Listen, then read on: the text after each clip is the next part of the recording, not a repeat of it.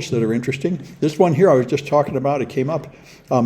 So this guy that wrote this article is a guy that studies the future, and he's a Marxist and stuff. He's not really what you'd call a futurist booster, but they've confused him for one. And people keep offering him these expensive gigs, so he finally went to one, and he had prepared a speech, and they drove him 3 hours into the desert, and he said, I don't think these kind of people would drive 3 hours. Then he sees them all landing their private jet, where he had to drive 3 hours to get there. But anyway, then he didn't even care about his speech at all. They just wanted him to answer questions, and their questions are all, so when the disaster comes, they all expect the event to come, which is going to be an atomic holocaust or a virus or a famine or a plague or something horrible. They all want advice like how to build a bunker, how would it be like to live on an island, how many people would I need to make self-sustaining so I can live totally alone on my island fortress, how about living in orbit, what's the best plan for me and my little group to survive the Holocaust like Dr. Strangelove? And he, of course, had no sympathy for them. He said, you guys are just trying to escape the disaster you created. But anyway, he did have some tips for them, and it's very interesting to hear. And I think that's definitely how the oligarchs think. You look at like Elon Musk and stuff, they have so much money, they think they can do anything, they can live through anything, and they can buy anything. And so they imagine they're going to build some little... but they asked him, the big question they had is, so we're going to have a bunch of armed guards outside to shoot all the hungry villagers trying to break into our bunker. And the problem is, how do we keep the armed guards loyal so they don't turn on us? And his answer, they really didn't want to hear, is you better start treating them well now so they like you. Because you're not going to have any way to force them to obey you later. And the idea of like actually being, and he said, in fact, you really shouldn't be planning to survive with your little colony and burn down the rest of the world. You really ought to start being part of human society early is a better plan than what you're doing right now. And they didn't want to hear that, but that sounds like much better advice. Anyway, this is the problem with oligarchs. We've got our American oligarchs, and they think they can build this super yacht and live on it and not be responsible for anything they do to the world. I doubt it very much.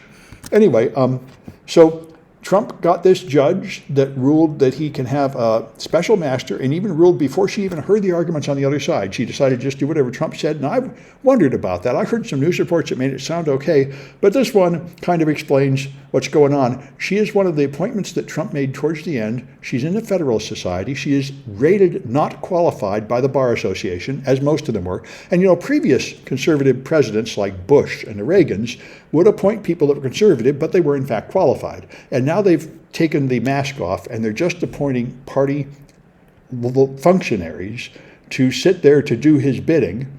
And so they say this might be how Trump totally gets away with it, because they can just let the special master drag things out and drag it out until the 24 election. And then they'll say you can't do anything to a sitting president. And if anything, they'll appeal it up to the Supreme Court. And he feels like he pretty much owns the Supreme Court, which may be true, although the nullifying the last election was too hard for them. There's some limit to how much ridiculous lies they're willing to put out, although there doesn't seem to be much for Alioto. I mean, he was willing to rule in this prayer case, and saying that the prayers and the football team just went into a private place and had private prayers, and the dissenting Supreme Court justices put the picture of him doing it in the middle of the football field with all the players pressured to get in, just saying this is absolutely false, which is not actually anything new. The Dred Scott decision and a bunch of previous historical decisions, the Supreme Court is not at all above just completely lying and putting up completely false decisions, but we're certainly back in that range where the Supreme Court is out of control and pushing an agenda that very few people want. Anyway, it's an interesting article. This one here, receiving too many requests from you. Well, that's too bad. I'll try it one more time. Well, anyway, this is actually an interesting article on Salon, and and what it points out is something I've known for decades, but they say, they're passing, they want to pass a law that says life begins at conception.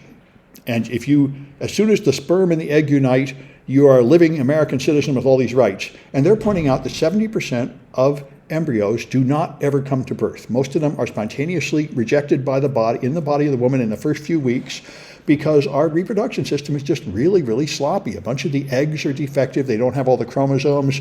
There are a bunch of things that go wrong early. And only like 30% of the fertilized eggs actually lead to living babies. So it's going to be pretty much madness. And they say if they do pass that law, then you're going to have trouble with in vitro fertilization and a lot of things. That it is far more realistic to say those fertilized eggs are pretty much expendable biological things, and you don't get any rights until later.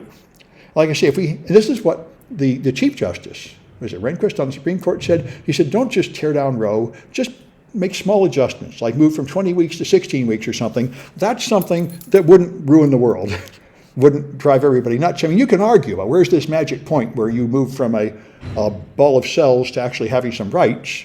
And it used to be birth, and then it was quickening. And you could choose a place and argue about that, but choosing fertilization is a very bad place to put it.